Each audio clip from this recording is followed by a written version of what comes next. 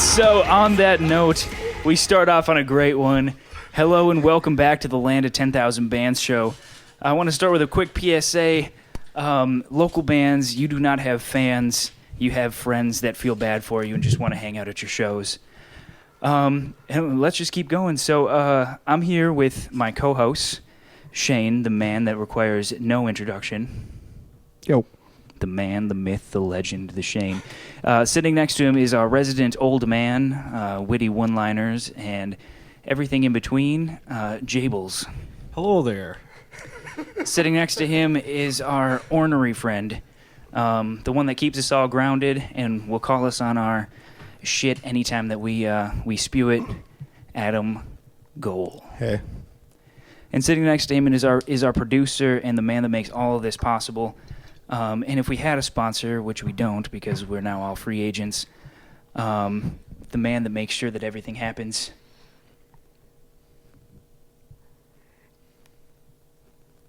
Matt. If you listen to us at all in our previous incarnation, lives, in our previous life as a podcast that probably hasn't been heard of in the last 2 years, that's a shout out to you guys. No one cares! Why would we? Damn, we're gonna have to turn that down. Holy S word. All right, so we got a pretty packed show for you guys, but we're actually going to try and keep our cast down to somewhere between a half hour and 45 minutes these days, in order to make it a little bit more digestible. And we're going to branch out and we're going to talk about more than just the local scene. We're going to talk about music in general. Anywhere from, terrible AP articles all the way to conspiracies of... Did we tailor this show around me? Yeah. That was mostly a test to get the volume down, but Gotcha. Yeah. So we're gonna branch out a little bit and become a more well-rounded podcast. And so let's just jump right into it. This might be a little rusty on our first go-around, but I guarantee you that we have potential. Are you sure? I'm not positive, and I've been wrong before, but I feel good about this one. Right. So, you guys want to talk about the state of metalcore a little bit? Maybe as an overall genre, we can tie it back into our own personal scene, but I feel like we should kick this whole thing off because it's a genre that ties all of us together. We've all been in a vaguely metalcore band at one point or another. Whether you skew to the hardcore or you skew to the synth-driven crabcore, we all are tied by a common thread. That's a 45-minute podcast on its own. So I think I'd like to get your guys' opinions just a little bit on how you guys feel about it. Like, is it in any better of a situation than it was the last time that we were here? Is it even more dead? No. Is it more dead, Adam? It's more dead? Everybody's doing the same thing. Nobody's trying to bend any boundaries. Nobody's trying to do anything different. It's all the same. Well, then doesn't it live in a state of stagnation? Because I feel like everybody's been doing the same thing in metalcore for at least 5 years now. Mm-hmm. See, I feel like metalcore in the state of Minnesota, though, has kind of come and gone. I mean, after our band broke up, Clay. When is another band like that kind of just started putting out super terrible, generic, chuggy metalcore? I mean, I guess I haven't really...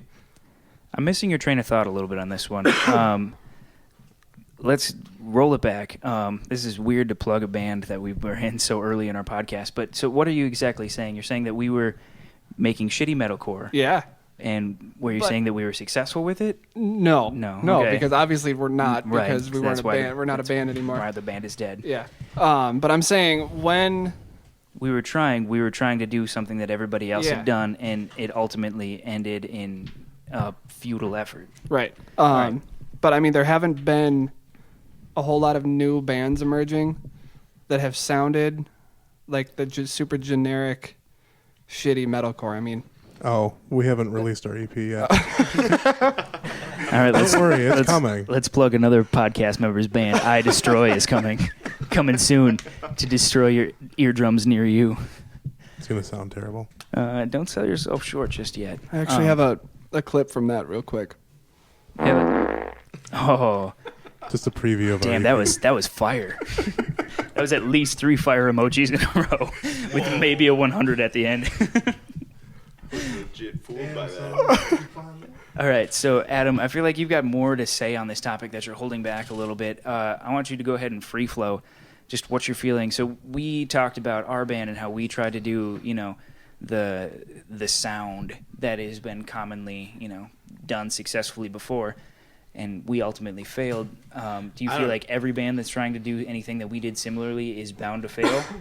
Or what is not the necessarily. what is the missing ingredient? Well, you can see locally, you can see that VOTS is already doing something different. Their last single was different from everything that they had written already, and I think it's because they realize that there's different avenues that you can take to go down the same metalcore road that everybody's going down, but you can do it differently and make your sound a little different. But I also think that metalcore is kind of getting lost in the shuffle because there's a really strong pop punk scene right now, and that melodic hardcore scene is growing at the same time. And those two genres are going to merge before metalcore. Last time back. we were casting, 2 years ago, the metalcore scene was on the downtrend, and the pop punk scene and hardcore scene was on the uptrend. Mm-hmm. But those were a lot of house shows and a lot of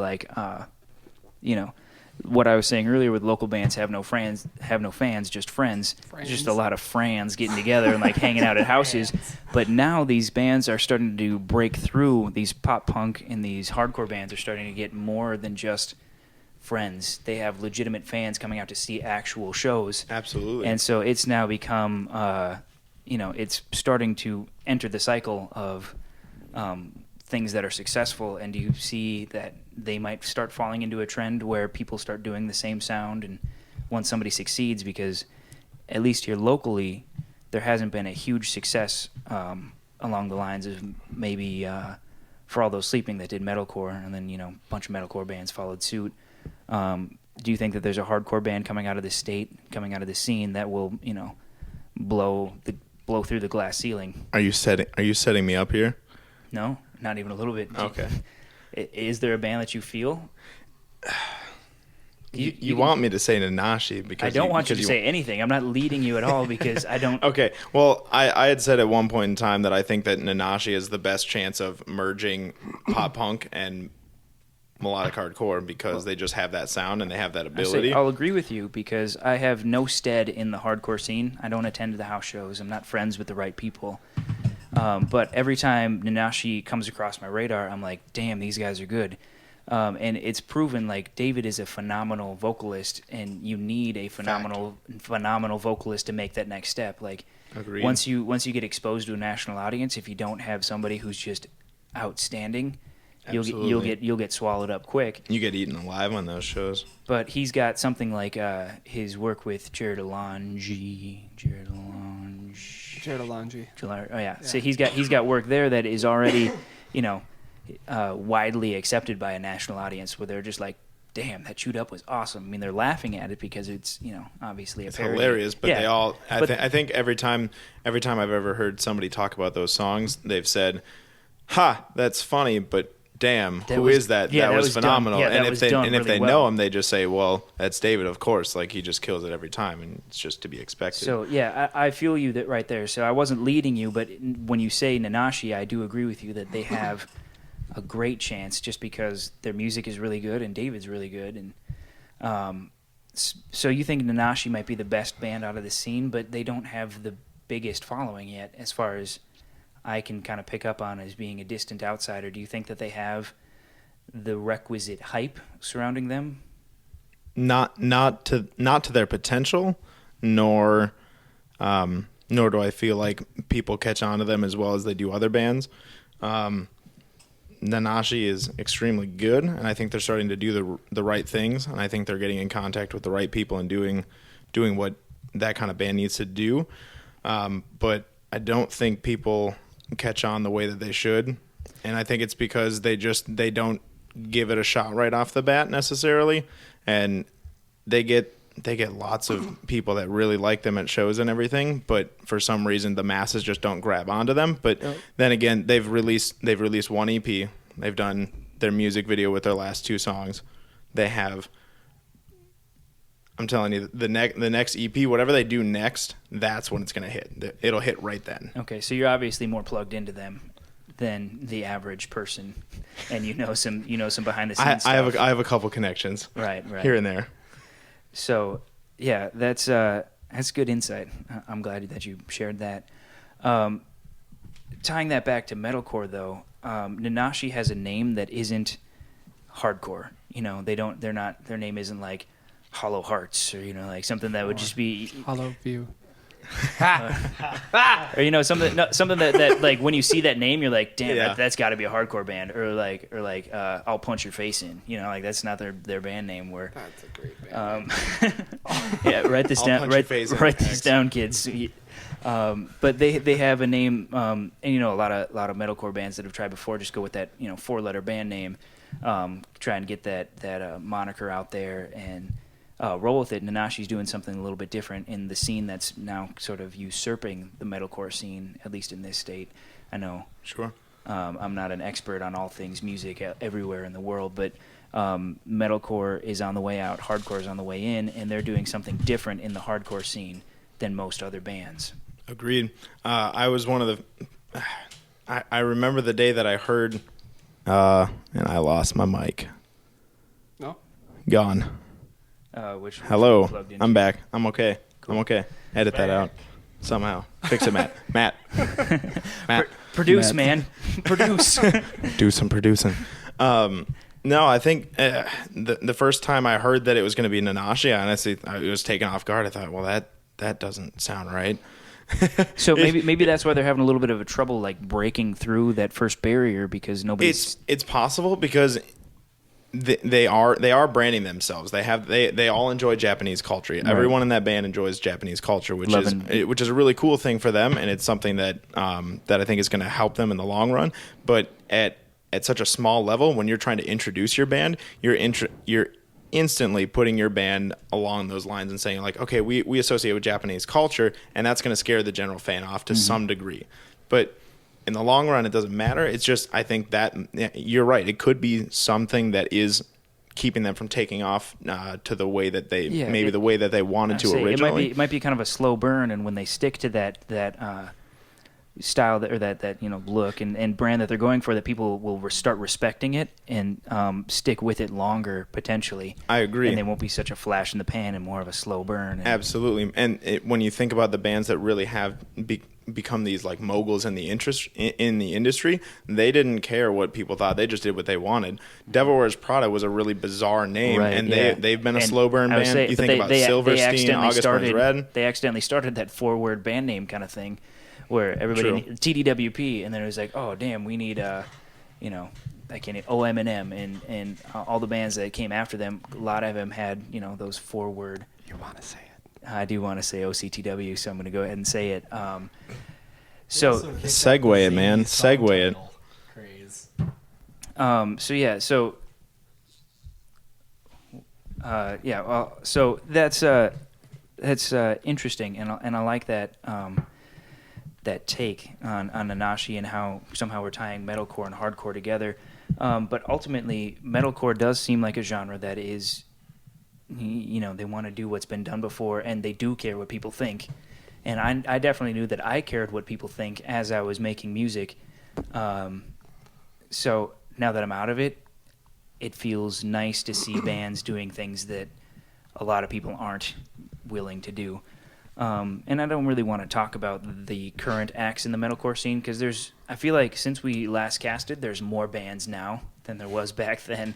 Like, bands are popping up left and right, and hard to keep track of. Yeah, it's really, really kind of hard to keep track of and to make a name for yourself. So we'll save the actual state of metalcore for next time, talking about bands like Villain of the Story, talking about bands like maybe Between the Lights, some bands that are coming on strong recently.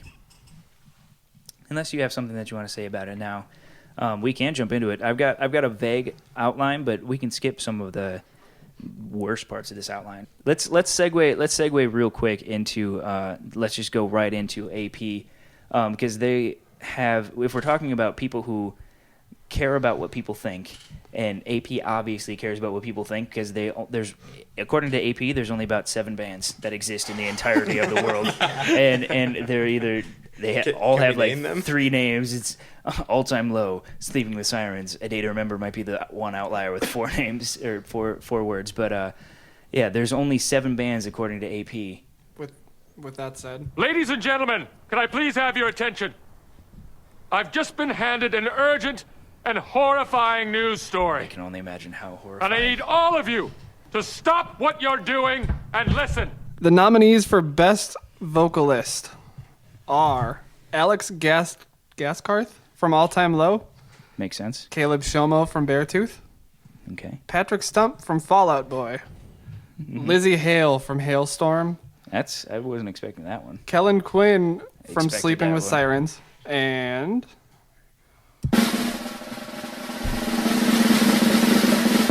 Corey Taylor from Slipknot.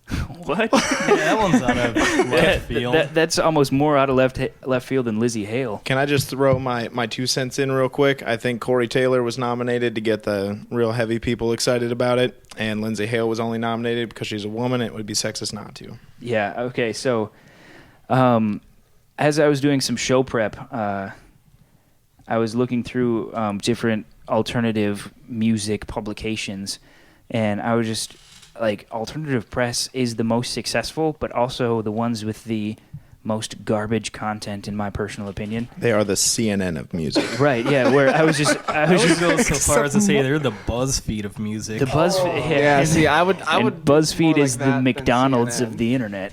Yeah. So, yeah, and they have capitalized off of just one thing and repeating it over and over and over. I would say the only thing missing from that article is Pierce the Veil, and they didn't even release music, but they should still get nominated anyway. They are, let's see, hang on, they were nominated for Most anticipated album, or they're Song of the Year, oh yeah, because they released that one that song. one song, yeah. And of so, course, so I say there's only 7 bands according to alternative press, but they make a lot of money, and they're obviously the most successful. Well, they know their target audience Yeah. really well. That's See, the thing. I don't totally hate I don't care about like who the best bassist is and who.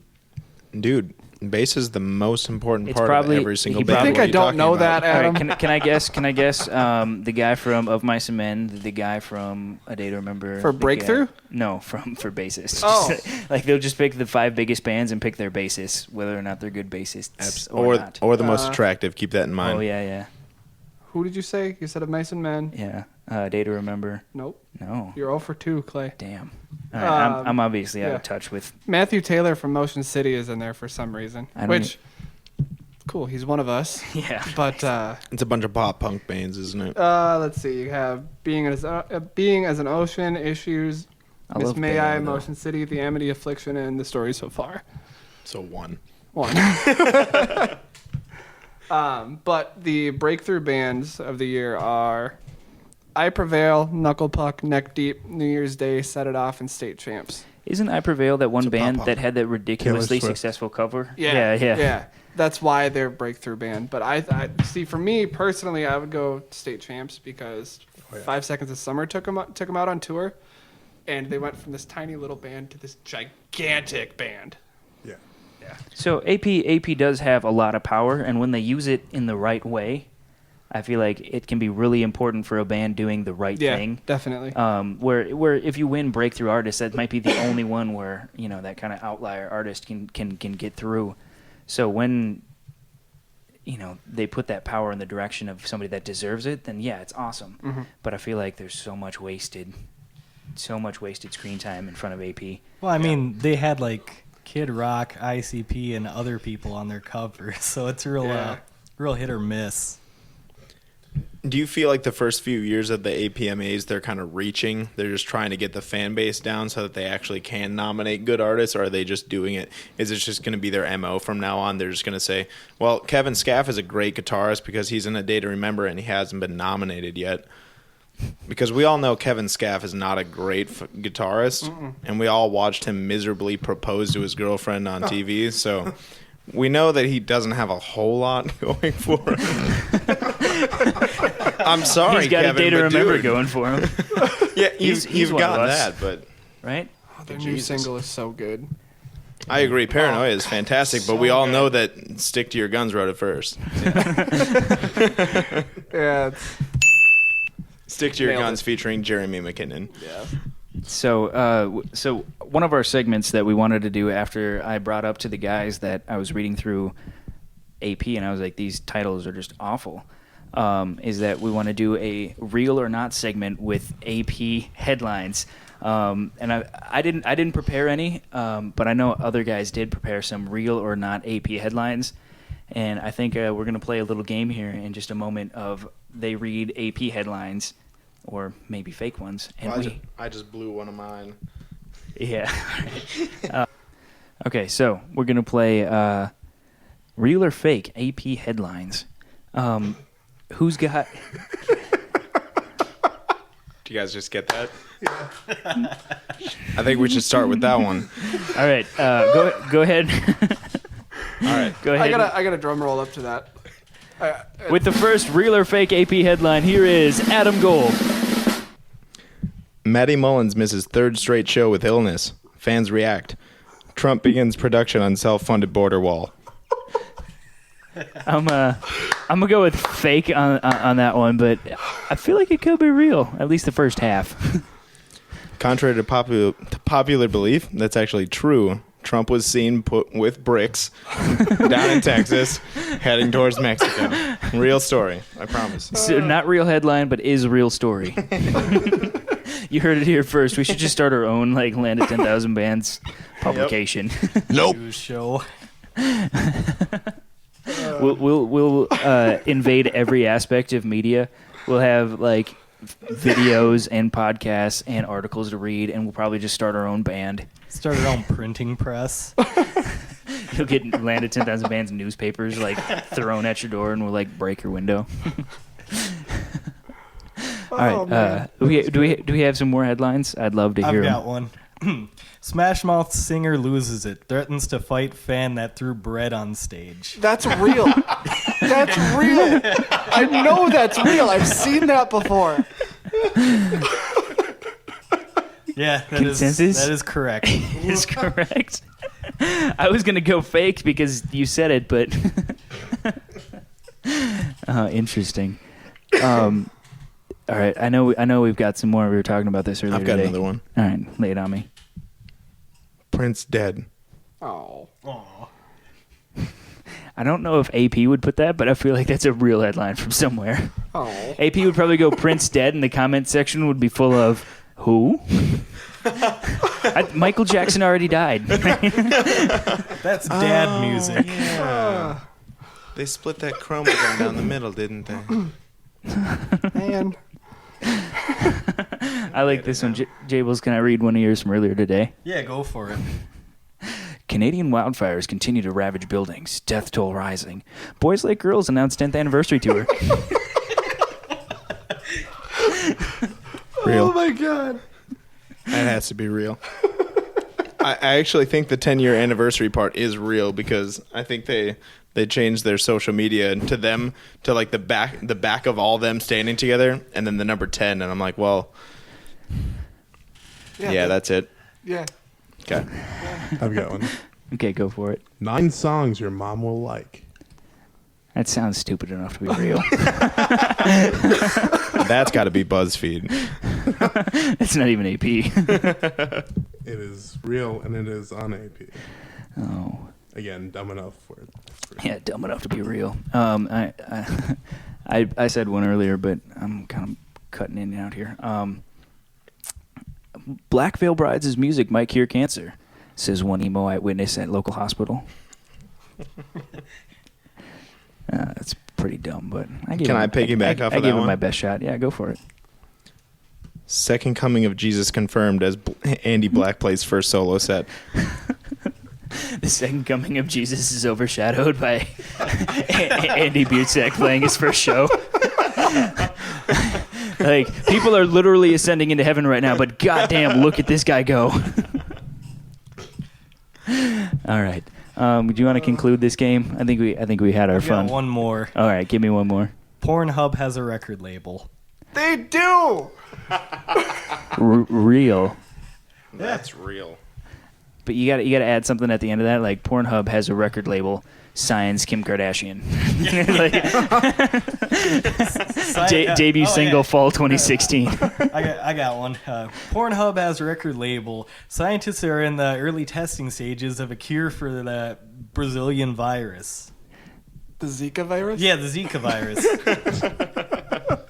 Those two things go hand in hand. That article just writes itself.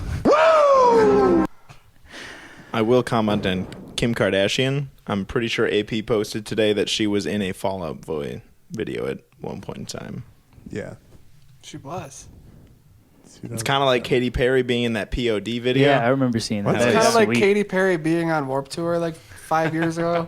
Kind of like how we'll like see Paris in like 5 years, and they'll be like, Let's not talk about that. Let's just like enjoy Paris like, while they're ours. Paris wins 9th pop Grammy. I love how Paris Go ahead. Paris goes out on one headlining tour with 0 direct support announced immediately, and they've sold out half the dates already. They're so good. They are so good. It's stupid. But I'm just saying that we'll see an article 5 years from now, like Paris will be like the next like big thing, and be like, watch these performances from Warped Tour where nobody watched them, and it'll be like just packed, and everybody's watching them at Warped Tour. Gigantic crowd. But there's 2,000 kids that watch them at Warped Tour, and then they're like selling out, like XL or something, and they got like 15,000 in the seats. Being an old guy, I actually had one of those moments back when Paramore was playing some rinky-dink little side stage. Walked by him, I was like, huh, that's kind of cool. They got a girl, weird. No, I wasn't too weirded out by that. So she has a fantastic voice, but she's a woman, so I don't really pay attention. Misogyny is real in the music scene. Thank you, Clay. I sat and watched for a song or two. Like, do you guys? Okay, I mean, to be before fair, we go. Census Fail was playing at the same time, so I was like, Oh yeah, you gotta see. Yeah, I got things to do. but I've got men to watch.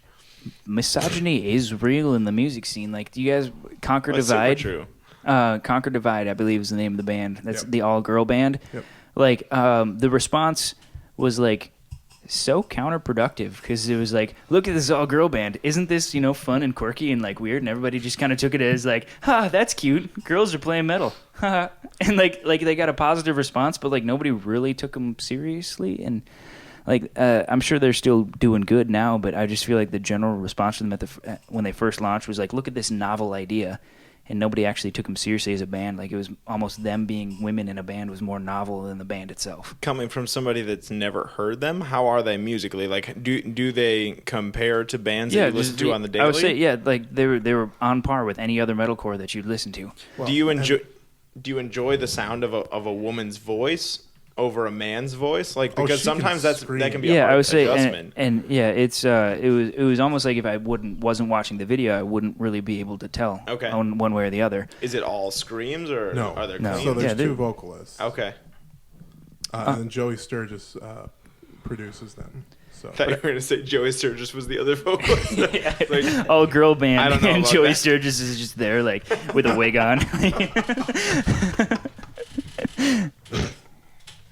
But yeah, no. So and like we haven't seen much following in the wake of Conquer Divide. Like there isn't anybody else like coming up after them. And outside of, I can think of a few bands with like girl keyboard players, like Make Them Suffer.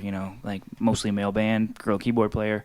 Winds of Plague back in the day had a. Bleeding Through. I'm not are familiar we with. are we Bleeding talking Through. heavier bands right now? Because Yeah, I'm just Yeah, mix- 'cause I was in gonna the say in the heavy. Arch Enemy. Right, and when you get into that like symphonic, like death metal kind of combination, like a little more common there. yeah, like especially in that kind of symphonic metal from Sweden and whatnot, like Nightwish and stuff like that. Like Lacuna Coil. yeah, there's plenty in the metal stuff, but like in the metalcore scene and maybe even hardcore, I can only think of Straight Jacket in our scene that has a female fronted band, or even a female in a hardcore band. Mm-hmm. Oh wait, With Iowa in Between. There we go. There's Yeah, two we girls had- in that band. Yep. Actually. So we had one. And they both do Old band. vocals. So Yeah, there was- I would it's say not very I would say common. it's few and far between, and I don't know why that is. Because is it because they don't feel accepted in that they see people get these kind of lukewarm responses and these kind of like, that's novel of an idea, but Well, I think. I mean, because I've definitely talked to band guys who are like, "Don't have a chick in your band. It's a bad idea." And it's like, fuck that. I don't care. Like, if you're a good musician, It goes back to metalcore being about like paying way too much attention to what people care about. and that's fucking stupid. Like, yeah, sorry. And I do agree with you. And yeah, and you don't have to apologize about being passionate about something. Yeah, most of my bands up until Imagine the Silence we would have a girl vocalist. Yeah, like Jackie from AME. Oh, yeah. Jackie from AME, Anna from Ariza, my friend Jenna from another punk band. Well, I just think, and maybe I don't know, it'd be nice to get like a female perspective on this. That Yeah, we should someone- actually We need let's a female guest. let's get one in here on our next podcast. We in on-air production meeting. 1, 2, 3 break. There has We get to be a a female chick in the here. room next time. All right, cool. Because I wonder if it's like Our you know, podcasts have been sexist. I don't think we've ever had a girl on. I think we suck. we had women in the room, and they might have chirped in from the background. Maybe. I can't imagine Jocelyn made it through all of those things without making some sort of a I sound. think we did bring her in for one little. Sorry, Jocelyn. I Oh, do s- like you. So hey, get out of the microphone. Don't clap in the microphone. So all right. So we aren't as completely behind the times as. I mean, we were doing this 2 years before even now. So yeah, I think we should have a female perspective, and let's bring this back up. This segment's going a little long, but I think we Can I tack on one thing at opened a the good end, though? vein. Yeah, go for Real it. quick. Is anybody else just dying for a like Paramore-esque like girl-led scene where girls are in the the faster, punkier music, where they're really just testing their vocals and using a lot of their range and doing it in an alternative style rather than just because a lot of times when you hear a woman's voice, like you said, it is in kind of like that synth metal area or like that Evanescence vein where you're kind of in that 93X Rock and roll, rock yeah. and roll, or you're hearing it in the top 40. You never get to hear like, and I can think of 3 albums specifically. The first 2 by Paramore, Everything We Know Is Falling, or All We Know Is Falling, and Misery Business, and then. Isn't that Riot? Riot. I think Thank Riot you. is Yeah. the name of the album. Thank you. Yeah. Riot, and then Paris's EP. Those Right, are the yeah. 2 that I I would can say think Paris's of, and EP they're is the- phenomenal. Right. And you can't find too many more like that. And I found other bands that are like that are female led, and we have like somebody like City of the Week around here. They're not quite in that vein, but Yeah, they fall in that Evanescence They're kind of side. starting. Yeah, they kind of ride the line between the Right. two. But we don't have a lot of bands like that, and it's really hard to find. And Paris, And I say- and Paris the- sets a great example. I say the other thing is they always feel like they need to sell their bodies even in music. Look at Butcher Babies, like in metal, like there's no synth and there's no nothing. Like the sheer like amount of nipple tape that they go through on tour is absurd, and maybe that's the only reason that they broke through is because they had a name that was just so out there, like Butchering Babies, and they just wear a bunch of nipple tape and they scream. I think to some degree you're right, but that's also that's kind of that scene. Right, That and they are honestly- kind of more of a bar band-esque scene. They're advertised and marketed Yeah. more like a bar band. But that's what I'm saying is for bands in metal with women to break through, they kind of have to play off of it to a greater extent than they probably should have to. Like, if you're just a band with good music, it shouldn't matter who your members are, as long as they're good people and you're not like pissing on fans after shows. But I'm just saying, like, it doesn't matter. It doesn't matter who your members are if you're making good music and you got a good message that like lands with people. I agree. I don't think that you shouldn't need to have such heavy-handed shticks in Sure. order to break through. Yeah, like the Distillers, they were just a good punk band with Brody Dell on vocals. She's married to Josh Homme now from Queens of the Stone Age. She's got like this raspy, like Joan Jett voice. Pretty kick-ass stuff. All right, so we'll get a female perspective in here on our next show, and I think that we definitely need to revisit this topic. But let's keep moving on. All right, so we'll give my voice a break and turn the microphone over to a resident producer and a resident expert on all things underground poetry. Frequents the jazz club scene. You might see him wearing a Kangol hat at the next time you see him at a show. This is My our tweed blazer. resident soft-hearted Matt, the producer, giving us some hardcore spoken word on Minneapolis Land of 10,000 Bands Radio. Today's reading comes from Amir. Chapter 6. Verse 4 through 7. I want to watch you suck his dick. I know you fucking love it, bitch. Choke. Do you see me now? Do you see me now? You fucking bitch. Look into my fucking eyes. Do you see me now? That's it. Wow, that was Thank you, that man. was Thank you. powerful. Moving. Really. I feel like that was the worst possible thing we could do after this. We couldn't. Hey, after this discussion on girls and music, let's have a mirror. That was so. That was a pre-planned So, okay. hardcore spoken word before we got into anything. I chose this song because it's literally like 4 lines, and we were trying to like be the worst quick. possible. Yeah, I would So- say, and the worst possible, subject matter outside of going to like Cannibal Corpse or something like that. So we apologize to any of our sensitive viewers out there, but also grow a pair. We're allowed to have fun and tackle serious topics. Mm-hmm. And prove Ted Cruz is a Zodiac killer. The conspiracy minute comes later, Jables. Stay grounded, buddy. on topic. All right. All right, so we're going to do Ode to a Dead Band, but we're going to do this a little bit interesting. We're going to talk about a band that has passed on and some memories that we had for them and like why they were good, but then we're also going to celebrate the life of a new band. And so this week, our 2 topics, we're going to go with the celebrating the past life of Molly's Worst Enemy, and then bringing up Still Breather and really sort of, celebrating their existence and how a little underappreciated they might be right now. But Molly's Worst Enemy is a band that broke up. I was never really close to any of the members. I played some shows with them, and they called me like that guy with the hair or something like that. They never really bothered to learn my name, but I've always just been that guy with the hair in the scene. So No, you? yeah, You? me. Yeah, What? I don't know why. I'm working on becoming that guy with the beard, but that's not going so well. But you guys, Adam and Shane, I feel like you were closer to Molly's than I was. How did you guys know that they were breaking up when they announced it? No.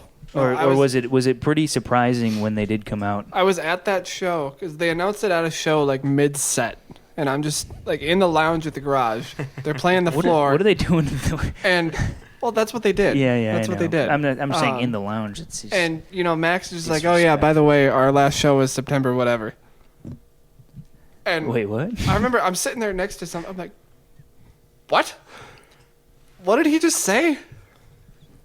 But yeah, I think that whole room was just kind of like, yeah. Oh, you're serious? Oh, cool, Max. Yeah, and- good. Did they ever say why? Do you know if they ever said why? Because I don't. No, I No. don't. But as obscure as it was, as fast as it was, and as sad as it was for I think a lot of the people that, because I think they actually genuinely had a following Yeah, around here. I would say they were one It's of the not few just bands friends. that I think managed they to were- have fans. Yeah, but I don't know. It's just it. But I guess I appreciate the way that they did it because they did it different from everyone else. They weren't like, guys, last show, let's do this. It was just, hey, this is coming to an end because we all know that they're all in other bands. They're all going to do Yeah. other things. They might reform somehow and all work collectively again. So I think we all had a little bit of security in knowing that, but it was, I don't know, I thought it was kind of cool. Were you shocked by the breakup? Did you? Absolutely. Okay. I had no Nobody idea. saw it coming. And I don't talk and text to them as more than people know. I mean, I Do you knew think them. they even saw it coming? Do you think it was a slow process? I feel like they did. Yeah, where they Yeah, just because internally they were they had like, been a band "This at that is point tough." for what, 5 years. Well, I mean, 3 or 4. 4. They Yeah, they something were like that. they were a band longer than people knew because they got big on "You'll Never Walk Alone." That's when they really gained their following. That's when this scene really started really grasped Embracing onto them, them. yeah. But they had music before that a lot less people knew when they were still in high school and they were out in Waconia. They played the Carver County Fair at like 2 a.m. one year so to much in fun. front of like what 2 people. You were there, I right, was Shane? there. There were probably 15 people there. 15 people Like there. 2 a.m. though. So Yeah. I mean, I was gonna say when you brought up favorite memories, I gotta imagine that's one of Shane's favorite memories of that band is 2 a.m. in Carver County, Minnesota. and Waconia, just like, yeah, I don't know why I'm here. I'm just here by myself. I don't know if they knew why they were there. Is that a retro MW? No.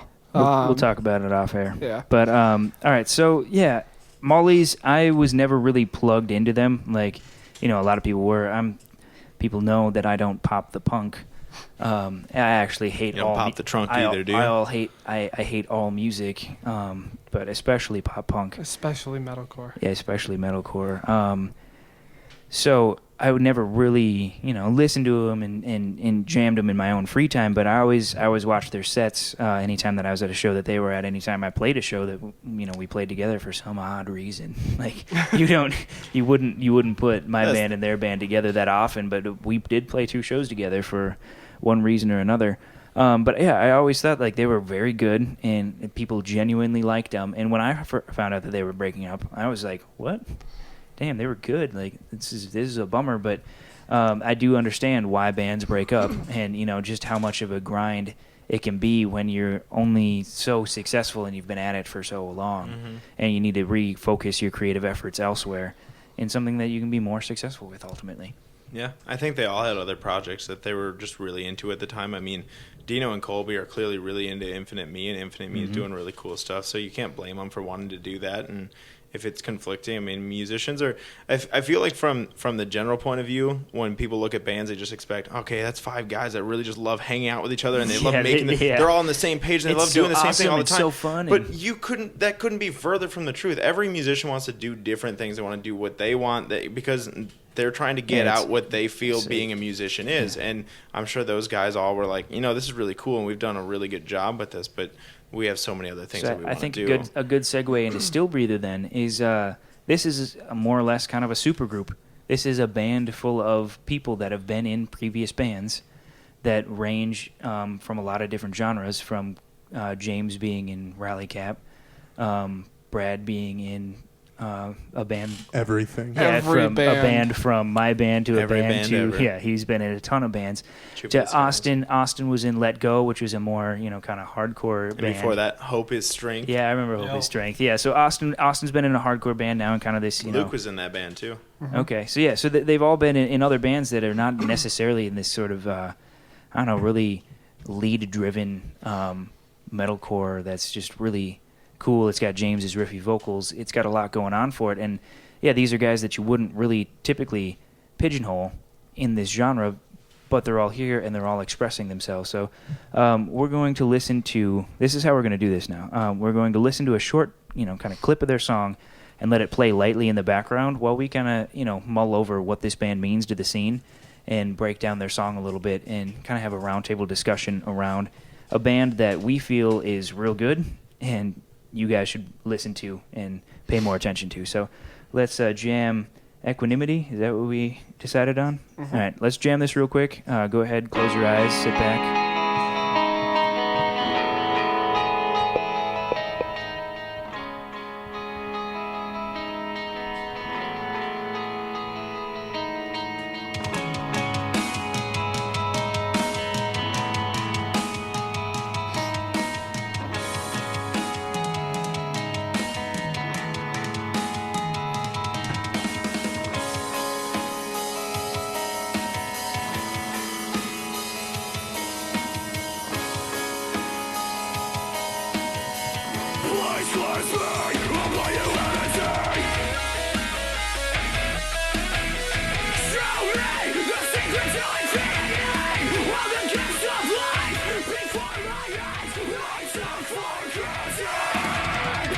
See, I really like the variation between James and Could we dial the music back just a little bit?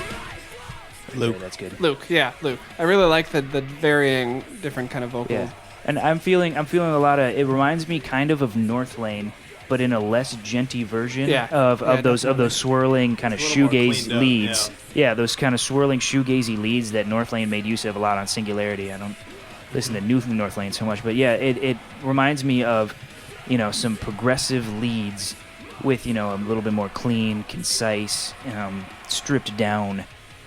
Not so much polyrhythmic, genting on top of it. But yeah, I saw him live for the first time probably about 2 weeks ago at the N-Star Room, and they were top notch.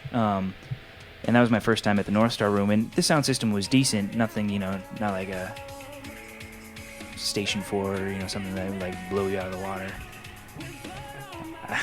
Station 4 might have sucked, but I have just so many positive memories.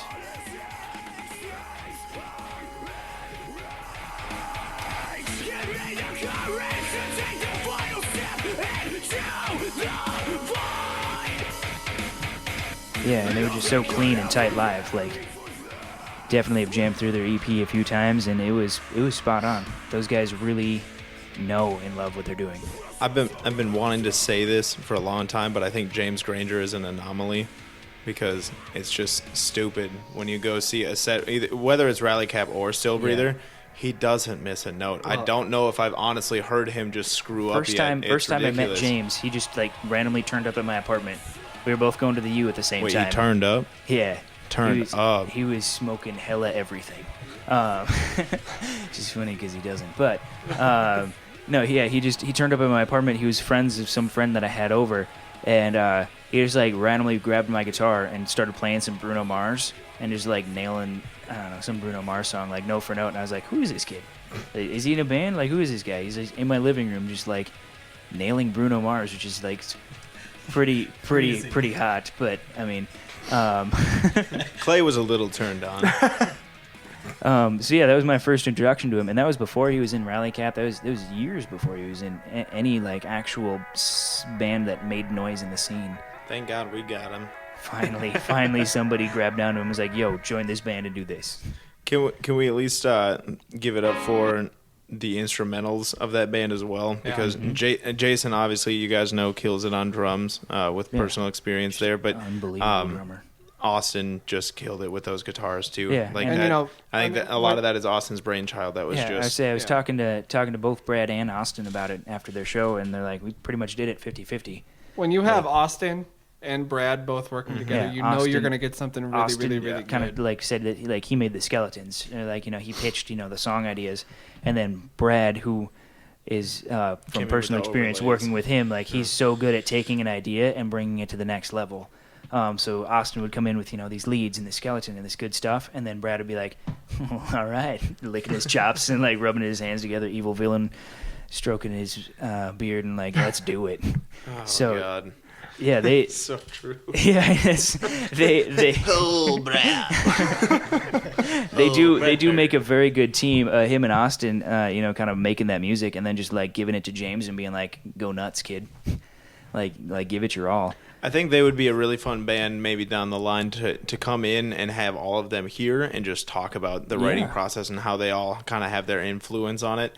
They're down I think for a in new their single future here music pretty that would be soon. I was thinking about that earlier today too. Just man, that's gonna be awesome, isn't it? Yeah. So I'm definitely down with getting them in there and talking to them about the writing process because they are all friends of ours and they're all very good musicians. So it would be curious to see how We've all of had them work Austin together. Hockard on before, but he was double slash at the time. Yeah. He was double slash twice as good as Slash himself. Is he still double slash, or is he like evolved into triple slash? He's now more like Polygon.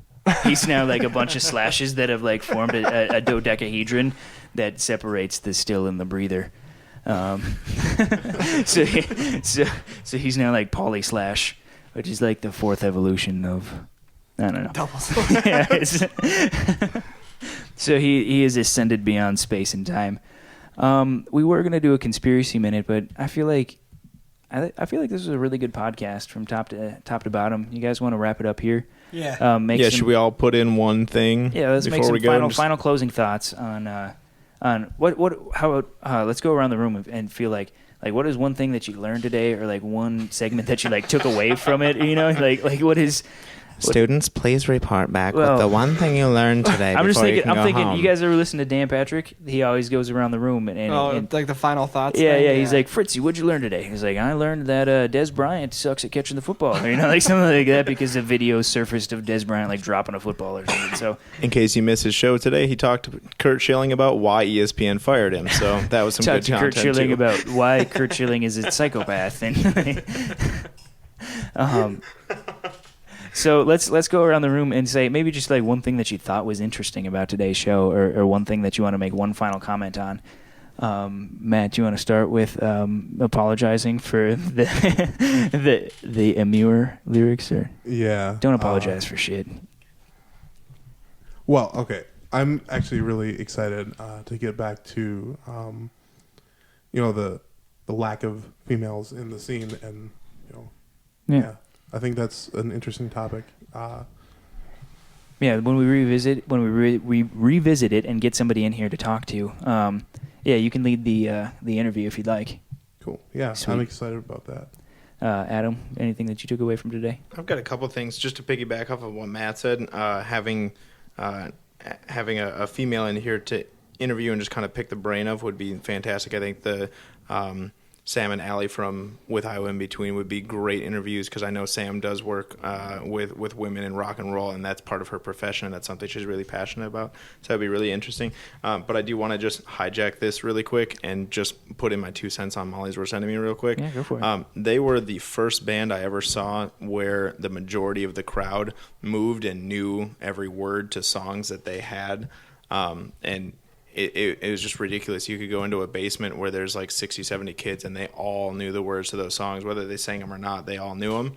That was really interesting, and I saw that at in Waconia when they put out their first EP. That was really cool to go to that show where they put out "You'll Never Walk Alone" and just watch kids move from one side of the stage to the other to scream Dino's part in one song, or to get back up and grab the mic from Max. That was fantastic, and I truly think they are one of the best local bands to ever come out of here. And Interlochen, mind-blowing.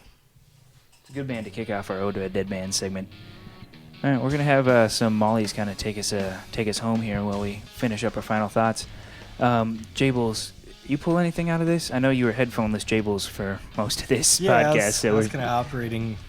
You were flying by the seat of your pants through Much. most of this, but I don't know. It's good to be back, and we've got a lot of future topics that could almost spin off into their own little 45 minute long full podcast.